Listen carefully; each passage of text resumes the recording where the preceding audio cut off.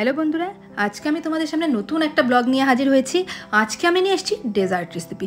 বাঙালি মানেই তো মিষ্টি চাই, তো আমি তোমাদের জন্য একদম কম সময়ে গ্যাস না জ্বালিয়ে এত সুন্দর ড্রাই মিষ্টিটা বানানোর রেসিপি নিয়ে এসেছি।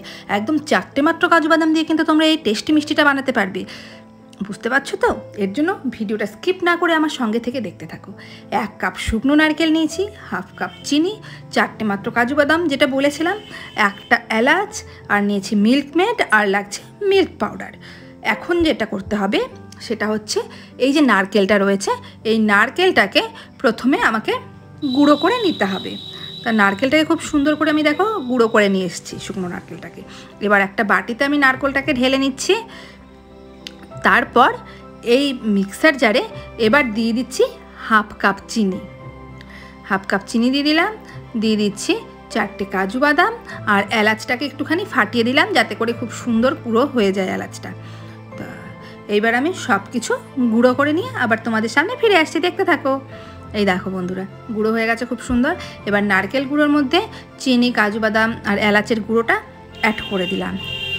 এইবার কি করতে হবে দেখতে থাকো। এইবার যেটা করতে হচ্ছে সেটা হচ্ছে যে মিল্ক পাউডারটা রয়েছে, মিল্ক পাউডারটা কেটে এখান থেকে আমি অর্ধেকটা পরিমাণ মিল্ক পাউডার দিয়ে দিলাম। আর তোমাদের কাছে আমি বলছি, যদি মিল্ক মেড না থাকে তাহলে তোমরা লিকুইড দুধ ইউজ করতে পারো মাখার জন্য, আর পুরো প্যাকেট মিল্ক পাউডারটা কিন্তু তবে তুমি দিয়ে দেবে। এদিকে দেখো আমি কিন্তু অল্প অল্প করে মিল্ক মেড দেবো, একবারে কিন্তু বেশি করে মিল্ক মেড দেওয়া যাবে না। তাহলে কি হবে, বেশি যদি নরম হয়ে যায় তাহলে কিন্তু মিষ্টিগুলো বানানো যাবে না। তো দেখো আমি এইভাবে অল্প অল্প মিল্ক মেড দিচ্ছি। তা দিয়ে মিল্ক মেডটা অল্প করে দিয়েছি, দিয়ে এবারে খুব ভালো করে কিন্তু আমাকে মেখে নিতে হবে। যে মেখে মেখে দেখতে হবে যে কতটা পরিমাণ আমাকে মিল্ক মেড দিতে হবে। তো দেখো বন্ধুরা, যে মেখে নিয়েছি, তো হালকা হালকা মানে ভেজা ভেজা হচ্ছে। এবার আরেকটু পরিমাণ মিল্ক মেড কিন্তু আমার লাগবে। তো দেখো এইভাবে কিন্তু দিচ্ছি। তো এইভাবে দিয়ে দিয়ে আমি খুব সুন্দর করে মেখে নিয়েছি। এই দেখো বন্ধুরা, তা মাখাটা কিন্তু খুব সুন্দর হয়েছে, একদম পুরো আঁট হয়ে গেছে, মানে দলা কিন্তু হয়ে এসছে, বুঝতেই পারছো। এবার দেখো খুব সুন্দর করে এইভাবে একটুখানি এটাকে হাতে মসৃণ করে মানে মোলায়েম করে নিতে হবে। মোলায়েম করে নিয়ে এবার একটা থালার মধ্যে আমি এইভাবে কিন্তু একটু লম্বা শেপ করে নিচ্ছি। করে নিয়ে তারপর সেখান থেকে একটুখানি নিয়ে আমি এটাকে লম্বা শেপের করব। তোমরা চাইলে এটা কিন্তু গোলও করতে পারো। তো আমার কাছে এই লম্বা শেপটা ভালো লাগে, তা সেই জন্য আমি কিন্তু এই লম্বা শেপটাই দিয়ে নিচ্ছি। তোমাদের যাদের যেরকম শেপ পছন্দ, তোমরা চাইলে বরফি শেপও দিতে পারো।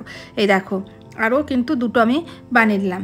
তো একইভাবে আমি সবগুলো বানিয়ে নিয়ে তোমাদের সামনে ফিরে আসছি। এইভাবে করে সাইড থেকে একটু চেপে দেবে, তাহলে কিন্তু দেখতে সুন্দর হবে।